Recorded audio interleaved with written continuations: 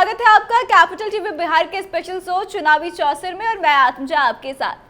देखिए, विधानसभा चुनाव में अभी काफी वक्त बचा हुआ है, लेकिन बिहार की राजनीति दिनों दिन दिलचस्प होते जा रही है। खास करके एनडीए की बात करें तो एनडीए के सहयोगी दल युद्ध स्तर पर इसकी तैयारियां कर रहे हैं। लगभग सभी दलों के तरफ से यात्राएं निकाली जा रही है, अपना अपना अलग एक एजेंडा सेट किया जा रहा है कि क्या लेकर लोगों के बीच जाना है। ऐसे में कहीं ना कहीं भाजपा की टेंशन जो है वो बढ़ रही है, क्योंकि उसको भी पता है कि जब इस तरह से तैयारियां हो रही है तो जाहिर सी बात है कि सीटों की डिमांड भी ज्यादा की जाएगी।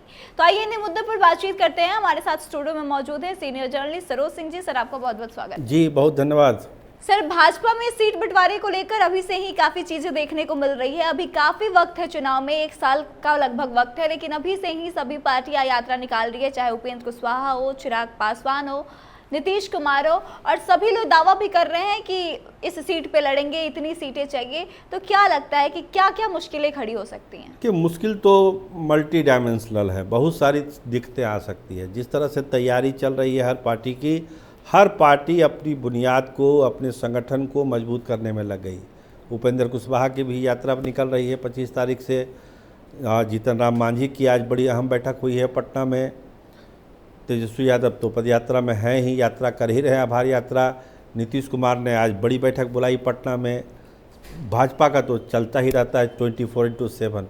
तो हर एक पार्टियाँ अपने अपने हिसाब से, चिराग ने अभी बोधगया में सारा कार्यक्रम किया था अपना। तो हर पार्टी अपने हिसाब से अपनी मजबूती दिखाने के लिए काम कर रही है।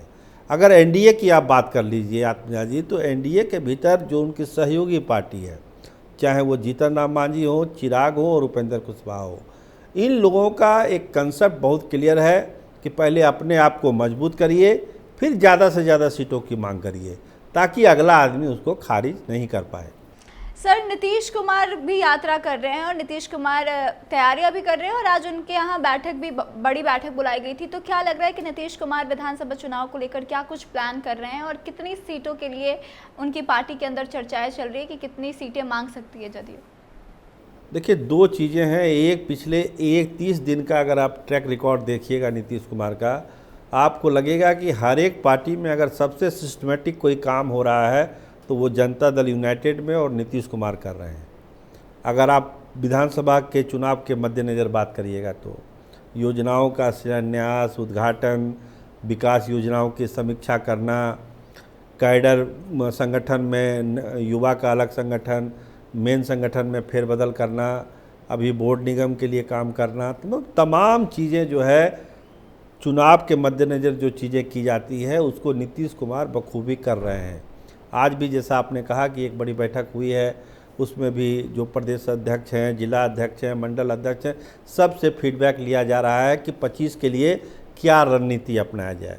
एक चीज़ बिल्कुल साफ़ है, देखिए आत्मजा जी, मैं क्लियर कर दूं कि विधानसभा चुनाव में नीतीश कुमार को सीटें देनी है, भाजपा को नहीं देनी है।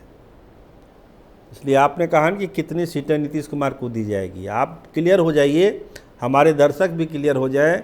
नीतीश कुमार का साफ कहना है कि विधानसभा चुनाव में हम देंगे बीजेपी को टिकट, ना कि बीजेपी हमको देगी कितने सीटों पर लड़ना है। और मोटे तौर पर बीजेपी भी ये जानती है कि लोकसभा में भले बीजेपी डोमिनेट कर गई सीटों के देने के मामले में, लेकिन विधानसभा में जो नीतीश कुमार चाहेंगे वही बीजेपी को यहाँ पर मानना होगा।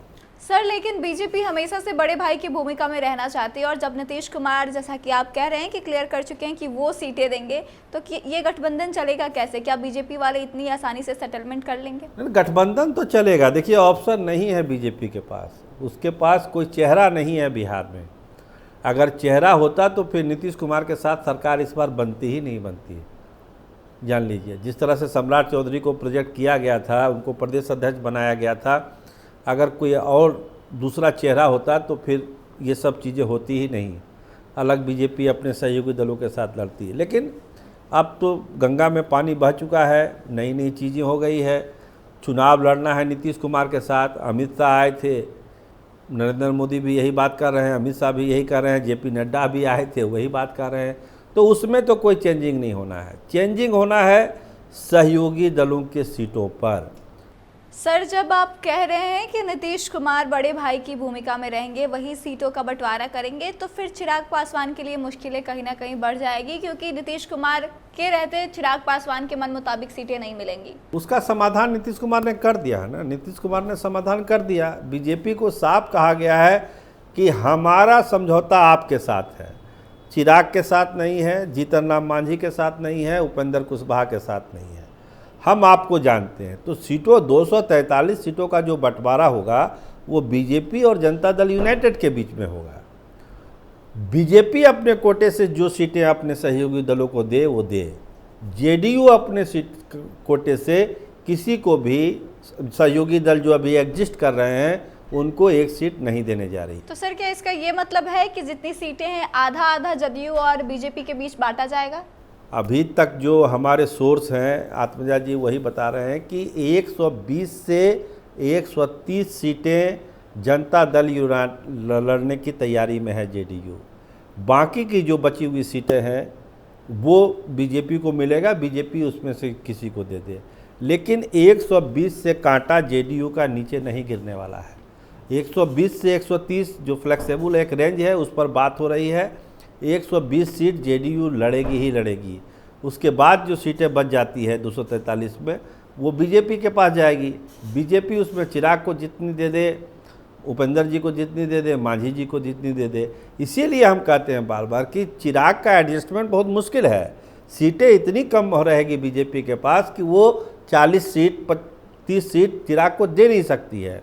तो चिराग पासवान के पास भी ऑप्शन नहीं है, उनको अलग अपनी लड़ाई यहाँ लड़नी ही पड़ेगी, उनके पास रास्ता ही नहीं है। सर, अगर चिराग को थोड़ी देर के लिए साइड कर देते हैं, उसके बाद भी बीजेपी को अपने कोटे से देना पड़ेगा सीट, तो पहले उपेंद्र कुशवाहा भी मोर्चा खोल चुके हैं कि लोकसभा के बेसिस पे सीटों का बंटवारा नहीं होगा। जीतन राम मांझी भी खुद को मजबूत कर रहे हैं। राष्ट्रीय लोक जनशक्ति पार्टी भी शायद इसमें चुनाव लड़ेगी साथ ही में मिलके। तो फिर बीजेपी के पास तो काफ़ी कम सीटें आ जाएंगी और बीजेपी हमेशा से खुद को बिहार में मजबूत करना चाहती है, तो कैसे खुद को फिर से सबके सामने प्रोजेक्ट कर पाएगी बड़ी पार्टी के रूप में? तैयारी तो देखिए, जब तैयारी शुरू हुई थी विधानसभा चुनाव की तो मकसद यही था कि बीजेपी बड़े भाई की भूमिका में अपना रखना है। लेकिन लोकसभा का चूंकि गणित ही ऐसा हो गया है, 12 सांसद हैं जनता दल यूनाइटेड के जिनके भरोसे सरकार चल रही है, तो दिल्ली की सरकार को डिस्टर्ब करके बिहार की सरकार तो बीजेपी बनाएगी नहीं, वो तो बनाने से रही। तो नीतीश कुमार का साथ लेना समझिए कि ज़रूरी भी है, मजबूरी भी है, दोनों है बीजेपी के लिए। तो नीतीश कुमार को इग्नोर नहीं कर सकती है। 120 से 130 सीट का उनका रेंज है, उतना उसकी तैयारी जेडीयू में जाइएगा, इसी लेवल पर तैयारी चल रही है। बाकी की बची हुई सीटें बीजेपी के पास है, उसमें जो दे चिराग अगर रहेंगे गठबंधन में तो उनके बीच भी बटेगा, अगर अलग निकल गए तो बाकी उपेंद्र जी और मांझी जी के बीच में वो बंटवारा होगा। सर, आपका बहुत बहुत धन्यवाद। जी, बहुत शुक्रिया। तो देखिए, विधानसभा चुनाव में तो काफी वक्त बचा हुआ है, लेकिन भाजपा या यूं कहें कि एनडीए के लिए सीटों का बंटवारा अब सरदर्द बनने वाला है, क्योंकि नीतीश कुमार ने पहले ही साफ कर दिया है कि वह लगभग 120 सीटों पे चुनाव लड़ेंगे और बाकी जो बची हुई सीटें हैं उसमें से भाजपा सहयोगी दल को दे या फिर खुद चुनाव लड़े, ये भाजपा पे डिपेंड करता है। ऐसे में अब नीतीश कुमार की बात मानना भाजपा के लिए मजबूरी भी है, क्योंकि दिल्ली की अगर सरकार बनानी है तो नीतीश कुमार का बात मानना पड़ेगा, उनको साथ लेके चलना पड़ेगा। तो देखिए आगे क्या कुछ होता है, किस तरह से सीटों का एडजस्टमेंट भाजपा करती है सहयोगी दलों के बीच।